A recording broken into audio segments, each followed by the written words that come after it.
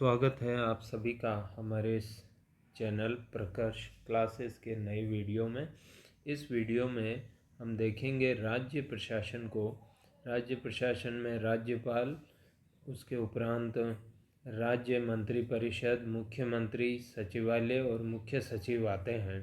तो फिलहाल इस वीडियो में हम देखेंगे केवल राज्यपाल को और राज्यपाल की नियुक्ति कैसे होती है, राज्यपाल का कार्यकाल, उसकी योग्यताएं और उसकी शक्तियां खास तौर से।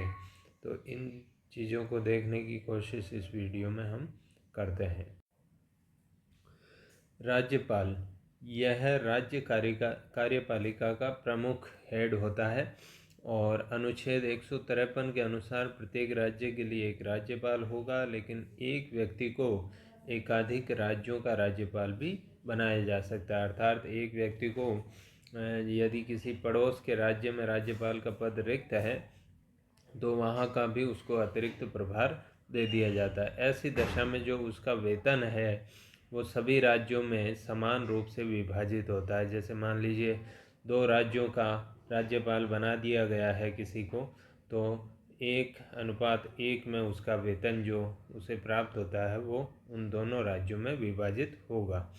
राज्यपाल की नियुक्ति राष्ट्रपति द्वारा की जाती है अपने हस्ताक्षर और मोहर युक्त एक अधिपत्र यानी वारंट जारी करके की जाती है। अनुच्छेद 155 में यह लिखा गया है। उसका कार्यकाल जो है वो है राष्ट्रपति की इच्छा पर डिपेंड करता है, यानी राष्ट्रपति के प्रसाद पर्यंत वह अपने पद पर बना रहता है, लेकिन प्राय वो 5 वर्ष के लिए नियुक्त किया जाता है। लेकिन कई बार इससे पूर्व भी हटा दिया जाता है, उसे पदमुक्त कर दिया जाता है। ख़ास तौर से जब आम चुनाव में दूसरे दल की सरकार बन जाती है, जिस दल ने उसको राज्यपाल नियुक्त किया है, जिस दल की सरकार ने, उसके इतर अन्य जो है दल की सरकार बन जाती है तो फिर उनको हटा भी दिया जाता है। ये गलत परंपरा है पर यह चल रही है। अनुच्छेद 156। उसकी योग्यताओं की बात करें तो वो भारत का नागरिक होना चाहिए, 35 वर्ष की आयु प्राप्त कर चुका हो और किसी लाभ के पद पर नहीं होना चाहिए। संसद या राज्य विधानमंडल का सदस्य भी, लोकसभा, राज्यसभा या विधानसभा या विधान परिषद का सदस्य नहीं होना चाहिए। अनुच्छेद 157, 158 में है। शपथ की जहाँ तक बात है वो राज्य के जो उच्च न्यायालय है राज्य का, उसके जो मुख्य न्यायाधीश हैं उसके समक्ष अपने पद और गोपनीयता की शपथ ग्रहण करता है। तो यह एक महत्वपूर्ण चीज़ है राज्यपाल से संबंधित। अब देखते हैं राज्यपाल की नियुक्ति की परंपराएं। कुछ ट्रेडिशंस, कुछ कन्वेंशंस फॉलो की जाती है राज्यपाल की नियुक्ति में। ज़रूरी नहीं है कि इनका पालन हो ही हो, लेकिन प्राय इनका पालन किया जा रहा है। क्या है? पहला तो है, एक राज्य में दूसरे राज्य के निवासी को राज्यपाल नियुक्त किया जाता है। यानी जैसे राजस्थान है तो राजस्थान में राजस्थान का राज्यपाल न हो के उत्तर प्रदेश के, जैसे कलराज मिश्र अभी उत्तर प्रदेश के राज्यपाल हैं, तो इस प्रकार से दूसरे राज्यों से राज्यपाल नियुक्त किए जाते हैं जो दूसरे राज्य का व्यक्ति है उसको। दूसरा है, राज्य मंत्रिमंडल को प्राय वो व्यक्ति मान्य होना चाहिए। ऐसी कोई आवश्यकता नहीं है, अनिवार्यता नहीं है, लेकिन इस संबंध में मंत्रिमंडल, जो राज्य का मंत्रिमंडल है, उससे परामर्श करती है केंद्र सरकार नियुक्ति से पहले। केंद्र के सरकार बदलने के बाद पूर्ववर्ती सरकारों द्वारा नियुक्त राज्यपालों को हटाने की परंपरा नहीं है, प्राय नहीं है, नहीं हटाया जाता है, लेकिन कई बार हटा भी दिया जाता है या वो स्वयं ही त्यागपत्र दे देते हैं। जब आम चुनाव में उनको जो जिस दल की सरकार ने नियुक्त किया है उसकी पराजय हो जाती है और अन्य दल की सरकार नियुक्त हो जाती है तो वो त्यागपत्र भी दे देते हैं या हटा भी देती है। लेकिन हालांकि ऐसी परंपरा नहीं है, पर कई बार ऐसा हुआ है कि हटाया गया है या उन्होंने त्यागपत्र दे दिया है। प्रथम प्रशासनिक सुधार आयोग, जो प्रथम प्रशासनिक सुधार आयोग नियुक्त किया गया था प्रशासन में सुधार के लिए, उसने बहुत से रिपोर्ट्स और सुझाव दिए हैं। उसने कहा कि किसी व्यक्ति को केवल एक ही बार राज्यपाल बनाया जाए, यानी एक से ज़्यादा बार न बनाया जाए। एक बार वो रह ले, जब उसका कार्यकाल 5 वर्ष समाप्त हो जाए तो उसके बाद वापस उसे राज्यपाल न बनाया जाए, लेकिन इस परंपरा का पालन नहीं हुआ है। एक और है जो स्वस्थ परंपरा नहीं, ये थोड़ा गलत प्रिंट हो गया, अस्वस्थ परंपरा है, ये गलत परंपरा है। गलत यह है कि चुनाव में कोई व्यक्ति हार जाता है, पराजित हो जाता है आम चुनाव में, तो उसको क्या है कि जब सरकार बन जाती है उस दल की, लेकिन वो व्यक्ति तो हार गया, तो उसको भी राज्यपाल बनाया जा रहा है। ये एक जो है गलत परंपरा है। ऐसे कई व्यक्तियों को राज्यपाल बनाया है जो चुनावों में उनका परफॉर्मेंस अच्छा नहीं रहा, अब वो सक्रिय राजनीति में नहीं है, उनको राज्यपाल बनाया है। इसके अलावा अवकाश प्राप्त सिविल सर्वेंट, उनको भी बनाया गया है। सैन्य अधिकारी, सेना के जो रिटायर्ड अफसर हैं उनको भी बनाया गया है। पूर्व में जो केंद्रीय मंत्री रहे हैं उनको भी राज्यपाल बनाया जाता रहा है। तो इस प्रकार से ये कुछ परंपराएं हैं जो हम देख सकते हैं। ख़ास तौर से ये एक अस्वस्थ परंपरा कि चुनाव में हारे हुए व्यक्ति को भी राज्यपाल बनाया जा रहा है। अब हम देखते हैं राज्यपाल की शक्तियाँ। शक्तियाँ क्या क्या है राज्यपाल की, समझने का प्रयास करते हैं। राज्यपाल की पहली जो शक्ति है वो है कार्यकारी शक्ति, यानी कार्यपालिका का वो प्रमुख होता है। हालांकि नाम मात्र का प्रमुख होता है, वास्तविक प्रमुख नहीं होता है, पर फिर भी उसकी संविधान ने उसमें शक्तियाँ निहित की है। तो राज्य की कार्यपालिका शक्ति राज्यपाल में निहित है, जिसका प्रयोग या तो वह स्वयं करता है या अधीनस्थ अधिकारियों के माध्यम से करता है। अनुच्छेद 154 कहता है कि कार्यपालिका की समस्त शक्तियाँ जो है, राज्य की कार्यपालिका उसकी समस्त शक्तियाँ राज्यपाल में हैं, और जिनका प्रयोग वह स्वयं कर सकता है या अपने अधीनस्थ अधिकारियों के माध्यम से कर सकता है। कार्यपालिका शक्तियाँ कौन सी है जो हम देखते हैं अगले पॉइंट में, कि जिन विषयों पर राज्य की विधायिका को विधायन अर्थात कानून बनाने का अधिकार है, उन पर कार्यपालिका शक्ति राज्यपाल, यानी जो राज्य सूची के जो विषय हैं और साथ ही साथ संवर्ती सूची के विषय जिन पर भी राज्य की विधायिका, राज्य का जो विधान मंडल है वो कानून बना सकता है, तो इन विषयों पर जितनी भी शक्तियां हैं वो सब की सब इसमें है, राज्यपाल में निहित है। हालांकि संवर्ती सूची पर ये देखना होगा कि जब भी वो अपने अधिकारों का प्रयोग करता है तो उससे पूर्व उसे राष्ट्रपति से अनुमति प्राप्त करनी होगी। तो जिन जिन जिन विषयों पर राज्य विधानसभा और विधान परिषद अर्थात राज्य विधान मंडल कानून बना सकता है, उन सभी विषयों पर शक्तियाँ राज्यपाल में निहित है। क्या क्या शक्तियाँ जरा देख लेते हैं। विधानसभा में बहुमत प्राप्त दल के नेता को मुख्यमंत्री नियुक्त करता है। सबसे महत्वपूर्ण शक्ति तो यह है कि मुख्यमंत्री की नियुक्ति राज्यपाल द्वारा की जाती है। आम जो राज्य विधानसभा के जो चुनाव होते हैं उसमें जिस दल को बहुमत प्राप्त होता है उसके नेता को जो है राज्यपाल मुख्यमंत्री नियुक्त करता है। फिर उस मुख्यमंत्री की सलाह पर अन्य मंत्री, जितने भी राज्य मंत्री परिषद के अन्य मंत्री हैं, उनकी नियुक्ति राज्यपाल करता है। इसके अलावा राज्य का जो महाधिवक्ता होता है, जो प्रथम विधिक अधिकारी है राज्य का, उसकी राज्य का जो लोक सेवा आयोग है उसके अध्यक्ष और सदस्यों की, राज्य में लोकायुक्त की, राज्य का जो निर्वाचन आयुक्त होता है जो पंचायतें और नगर पालिकाओं के चुनाव करवाता है, इन सब की नियुक्ति करने का उसे अधिकार प्राप्त है।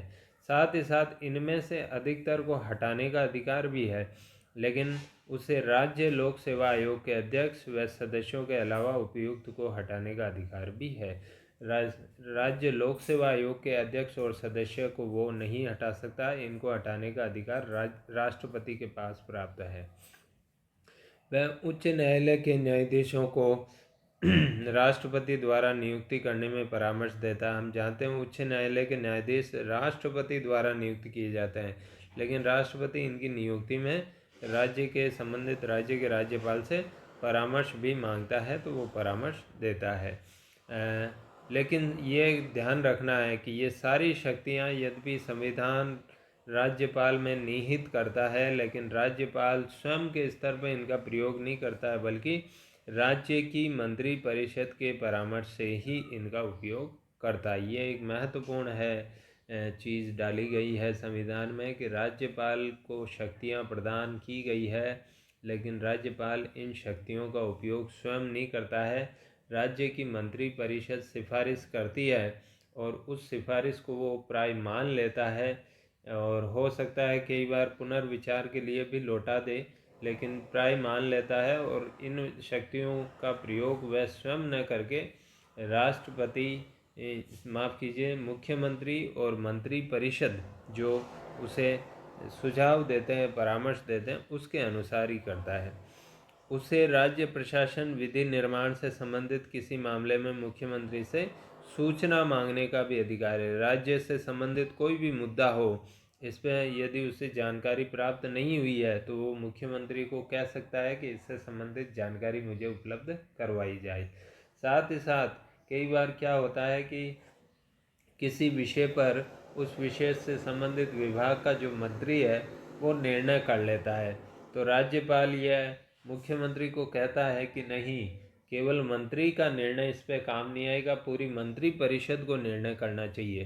तो इसलिए राज्यपाल किसी मंत्री द्वारा लिए गए निर्णय को संपूर्ण मंत्री परिषद के समक्ष विचार करवाने हेतु रखने का अधिकार भी रखता है। तो यह है राज्यपाल की कार्यपालिका शक्तियाँ। लेकिन उल्लेखनीय बात यह है कि राज्यपाल इन शक्तियों का प्रयोग स्वयं न करके मंत्री परिषद जो है राज्य की, उसके परामर्श से ही करता है। दूसरी शक्तियाँ देखिए, विधायी शक्तियाँ, यानी विधान या कानून बनाने से संबंधित। ये क्या क्या है जो विधानसभा और विधान परिषद से रिलेटेड है, जरा इनको देख लेते हैं।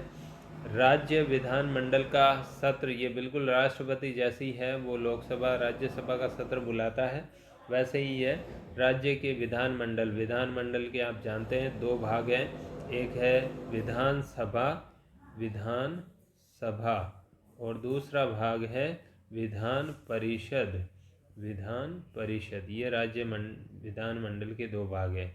हालांकि ज़्यादातर राज्यों में एक सदन ही है, अर्थात विधानसभा ही है, विधान परिषद नहीं है। तो ये दो भाग है, आपको ध्यान रखना है। राज्य विधानमंडल या राज्य विधायिका जब भी हम बात करते हैं तो उसके दो भाग हैं।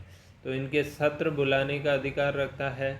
उन सत्र में जो सेशन होते हैं उनमें भाषण, ये भाषण हालांकि मंत्री परिषद ही तैयार करती है, तो उस भाषण को देने का अधिकार उसके पास है।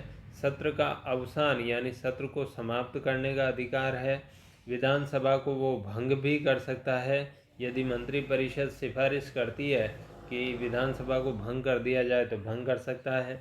और किसी विधेयक के संबंध में, यानी जो विधेयक कानून का पूर्व रूप है विधेयक, और विधेयक तैयार करती है मंत्री परिषद, तो विधेयक के संबंध में कोई संदेश भी विधानसभा को भेज सकता है।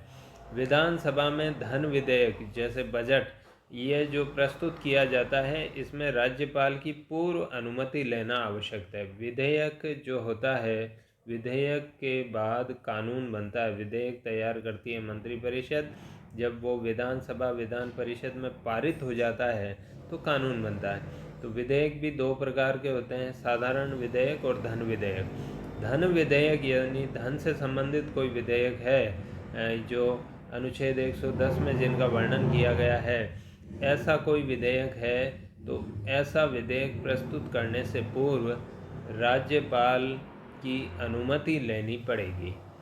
विधानसभा के विचार के लिए कोई प्रकरण भेज सकता है, विधानसभा का विचार के लिए कि भाई विधानसभा इस प्रकरण पर, इस मामले पर विचार करे, वो विधानसभा को भेज सकता है। विधानसभा के समक्ष वार्षिक वित्तीय विवरण यानी बजट रखवाने का अधिकार। बजट हर साल आप जानते हो फरवरी माह में पारित किया जाता है, तो वो बजट रखवाने का अधिकार भी कि भाई आप इसे पारित कीजिए, विधानसभा के समक्ष रखता है।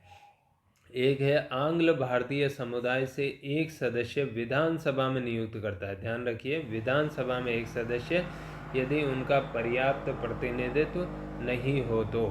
और समाज के विभिन्न वर्गों से, कला, साहित्य, विज्ञान इत्यादि क्षेत्रों से, और भी विभिन्न क्षेत्र इसमें शामिल है, ग्रेजुएट के जो है प्रतिनिधि है, उन कुल मिला के जो विधान परिषद है उसके जो कुल सदस्य हैं उसके 1/6 सदस्य, 1/6, यानी जैसे मान लीजिए किसी विधानसभा में 100, विधान परिषद में 120 सदस्य हैं, तो 120 का 1/6 यानी कुल मिला के होगा 20 सदस्य। 20 सदस्य ये विभिन्न क्षेत्रों से नियुक्त करता है। तो ध्यान रखना है, विधानसभा में आंग्ल भारतीय समुदाय से 1 और विधान परिषद में विभिन्न क्षेत्रों से जो है 1/6 सदस्य। इसके अलावा भी और भी बहुत से कार्य हैं। विधानमंडल द्वारा पारित विधेयक उसकी स्वीकृति मिलने के बाद ही कानून बनता है।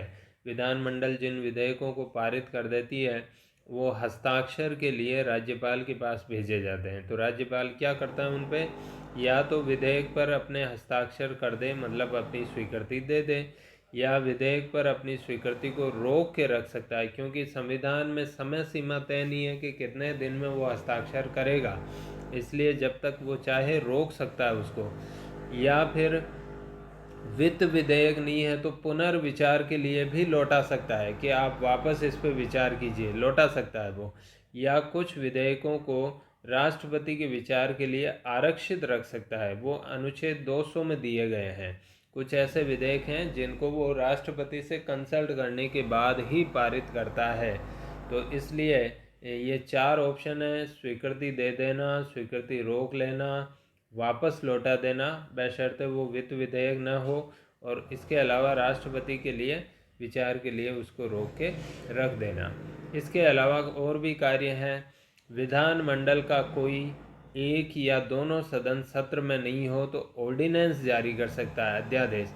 अध्यादेश एक प्रकार का टेम्परेरी कानून है जिसकी वैधता रहती है। विधानमंडल का जब बाद में सत्र शुरू होगा तो उसके 6 सप्ताह तक वैध रहेगा वो। इन 6 सप्ताह में यदि विधानमंडल उसको वाकई में वास्तव में वापस पारित कर देता है तो फिर वो स्थायी कानून बन जाता है, अन्यथा समाप्त हो जाता है। तो ऑर्डिनेंस जारी किया जाता है कि कोई ऐसी परिस्थितियां उत्पन्न हो गई है कि कानून बनाना आवश्यक है और विधानसभा और विधान परिषद या दोनों में से एक अभी सत्र में नहीं है, उनका सेशन नहीं चल रहा है, तो फिर कानून बनाना जरूरी हो राज्य सरकार के लिए, तो फिर राज्यपाल ऑर्डिनेंस जारी कर सकता है। लेकिन उसकी शर्त यह है कि जब भी विधानसभा विधान परिषद का सत्र हो तो उसको उनके द्वारा पारित किया जाए, वरना 6 सप्ताह, सत्र शुरू होने के 6 सप्ताह के भीतर भीतर उसका जो है प्रभाव समाप्त हो जाएगा, वो जो है शून्य हो जाएगा। तो ये ध्यान रखना है, फिर बार बार वही बात आ रही है कि सभी शक्तियों का प्रयोग वो मंत्री परिषद की सलाह से करता है, अर्थात स्वयं के स्तर पे नहीं करता है। इस वीडियो में हम इतना ही रखेंगे।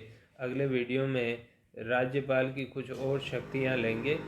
यदि आपको ये वीडियो अच्छा लगा हो तो इसे ज़रूर लाइक और सब्सक्राइब कीजिए। धन्यवाद।